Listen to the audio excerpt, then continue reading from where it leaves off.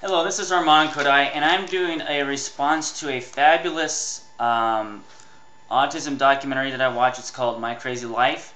You can watch it on YouTube. It's in 3 parts, so it's about 25 minutes or so. So it's a little bit, it's not too long, not too short. It's great.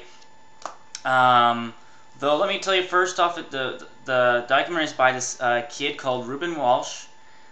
He's 10 points away from Einstein in terms of his IQ.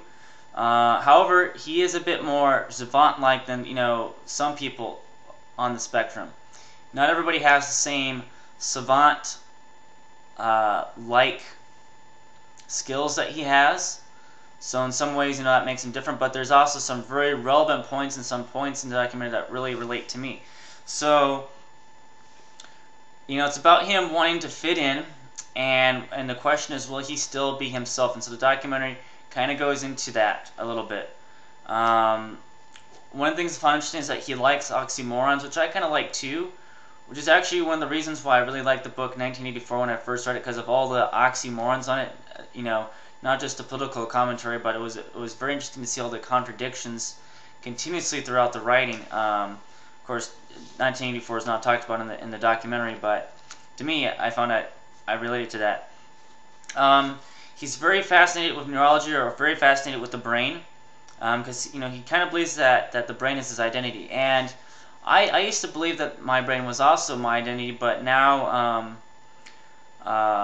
through gaining spirituality through the years, I no longer feel that way. And I think that in some ways, as it relates to autism, that a lot of people with autism, not all, but many people with autism, feel that their brain is their entire identity.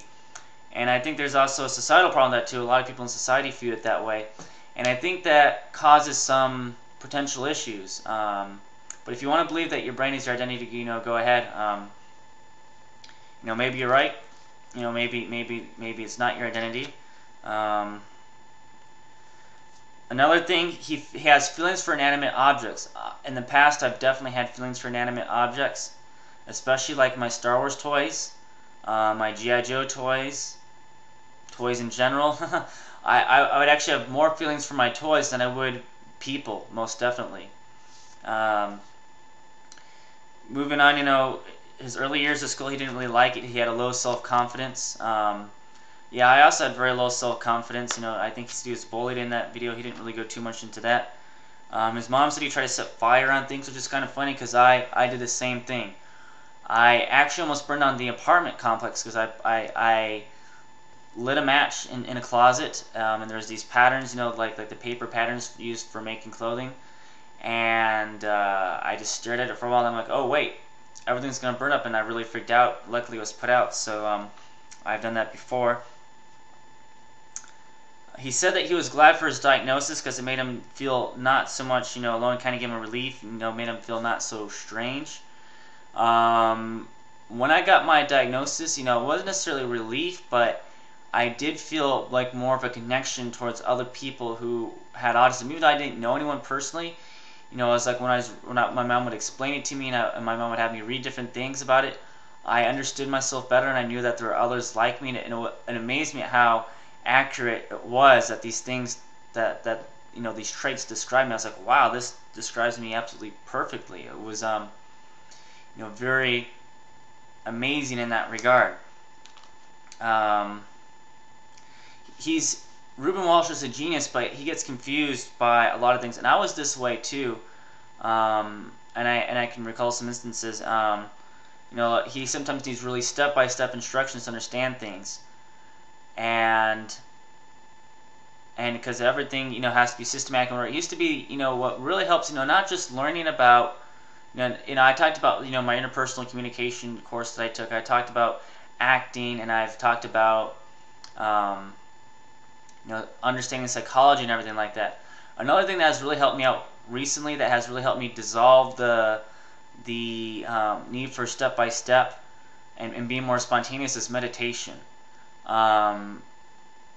Meditation has really helped me out a lot, and also gaining a spiritual kind of sense, because it has really, I don't know how to explain it, but I feel more free from meditating. It's more like there isn't that everything needs to be laid out. I can go more of the flow. I've gained more intuition through the years, and people with autism do not have intuition. Most of them don't. I've started to develop intuition with time, but because there's so little intuition, there has to be absolute order. Order is absolutely necessary because if there's not order, everything falls apart. That is the belief system. That is how I believed, and I can tell that's kind of like how Ruben believes, and I can tell that's a lot of other people with autism believe. Maybe not all, but a lot, at least as far as I know. And yeah, it really is that way, that there needs to be that order. And so meditation kind of makes it so that I realize that there doesn't need to be the order, that everything can kind of work in its own way. There's a lack of trust. It's like I have to make everything work my own way. Most people seem to have, that don't have autism seem to have, somewhat of a trust. But with autism, there's no trust in the universe and things working out for how they should be. Moving on, in the supermarket, we see him get very obsessed over the ice cubes. And this is a great point about the documentary. We see some of these moments that are just real life, unscripted moments. Unlike other autism documentaries where it's just interviewing or it's like forced. There's a lot of interviews, but a lot of the stuff in the documentary is not forced, and a lot of it is real life experiences, which is why you should really watch this documentary, because it's really fabulous, especially when you see this ice cube scene, because he doesn't comprehend why people need to buy a bag of ice cubes. He doesn't comprehend why people can't. He doesn't. He just sees there's a lot of ice cubes. Like, well, why would you do that when you can make them in your freezer, sort of a thing. So it's a very fascinating scene that really gives a great example of what an autistic behavior is like. Moving on, the most area that of all the parts in the document that I relate to, and I really relate to this, is that he's very persistent. And this is very, very, very, very true to me. I am one of the most persistent people you can know in so many ways. I can't even, just writing my book, or if I wanted something new, especially when I was like a huge Stars collector, I could just go on and on and on about the toy, why the Stars toy is the absolute greatest thing. And we see him, he will talk and talk and talk, and it's even if his mom is doing something or there's other things coming up, he is like an unstoppable force that will make whatever's on his mind the main discussion point. And I was very much the same way, and I'm still very persistent, but I don't necessarily try to force. I'm becoming more aware, through different social, like my interpersonal communication course and other things that really made me more aware of that. But yeah, but I still am very persistent in other things. So that unstoppable force thing, it's very intriguing, and that's that relates to me, and I'm sure it relates to other people with autism. One of the interesting things is that we see towards the end of the document is that he has this one friend who is completely opposite of him, very social, very good with people, and respects him for that. And I think that we always try to attract our opposites because we want to be like that person. If we're very antisocial and we want to be more social, if that person's social and they want to have more of our life, like just being more accepting of not having friends and being free from all of that. So in our life, we tend to attract people that are the exact opposite of us, because I think we want to be like them. I think that's why, when you're in a deep relationship with say someone else, especially, sometimes they say opposite attracts, and I think a lot of it has to do because they have a trait, that your traits complement each other, and it's a part of maybe trying to, it's about complementing each other. So his friend, is really into football, which is actually soccer for my American viewers. And in America, football is the big thing, and soccer's not really that big. But I can relate to him because Ruben's like, I don't care about football, and I'm just someone like, I don't care about football. It's like, well, what gives, An interesting side note.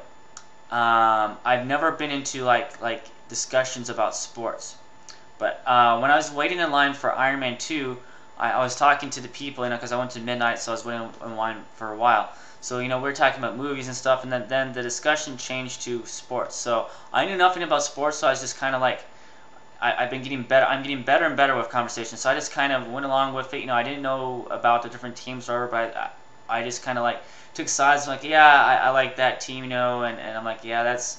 So I kind of like fit into the conversation. So I'm getting better. Of course, that did come from my interpersonal communication course. If it wasn't for that, I really would not have been able to do that, because my teacher said, with conversations, especially like the sports or things, you just are BSing. Or his exact words were not. These are his words, so I apologize for repeating back. But he said, to really, communicate with people, you need to bullshit sometimes, which is what I did to an extent. I wasn't lying. I was just going along with it, and which is kind of like BSing, and it helps. It helps to help you fit in. And Ruben says that he wants to be different but not alien in the documentary. So he's trying to be his own unique self, but he doesn't want to be totally different. And there have been numerous times in my life where I have felt like an alien, like someone from a different planet. And there have been times where I really want to be unique, very different, very stand out, but respected at the same time. And I think that's what Ruben wants too as well in here. And then, we see him facing his fears in the documentary, which, if we go back to my last video, Courage and Freedom from Autism, this is kind of what I'm talking about. I got a couple of I got a couple of responses from people who were a little bit upset by the language that I used. And what I want to say is, what I'm discussing here, is I want you to be able to express yourself to your absolute best without really changing yourself, but to face your fears so you can be your absolute best person. To know that I'm not saying change who you are. When I'm talking about overcoming autism, I'm saying face those fears that you feel like, face the fears that are holding you back. Confront them so you're not afraid anymore. If there's a fear, overcome it. And I think that when you do that you stay true to yourself even more so than if you don't face fears. Because when you're stuck in your fears, you're like in a prison. You are who you are. You accept yourself for who you are, but then there's also that you can't get out. You can't go that one step further. And so it's about integrating yourself with your fears and staying true to yourself. I think that's a great achievement, and that's what I strive to do. I'm not about, there was a time where I felt like I was pretending. So I'm saying don't pretend, don't force yourself to be someone that you're not. And I feel like that at times I've done that, before, and I absolutely hated it. And I think that when we start pretending, I think a lot of people do force themselves to be people even without autism, they follow their parents' wishes, they do what society wants them to do, and that causes problems. So I'm saying overcome the fears. Try to be more social if you want to be more social. If you're afraid of people, even if you don't want to be more social but you're afraid of people, put yourself in the spotlight. Not to change who you are, but to become an even better person, if that makes sense. I hope that does make sense. But I'm not saying to change who you are. And so at the end here, I don't think the documentary was necessarily over the longest period of time to really find out the truth, but it's like at the end it asks, is Ruben still the same person, after he faces his fears? And I think, he goes to a football game, in other words, a soccer game for American people. He goes to the soccer game, and he actually enjoys it. He thought it was something that he wouldn't enjoy, and he enjoys it. And he, in a way, it kind of makes him more social and everything, and he's getting into it. And so I think he's happier. But at the same time, he's staying true to himself and actually growing as a person, because now he has a new interest. So it's about growing. That's what I'm saying. When you face your fears, you grow, and you can always, still have the same interest that you had before.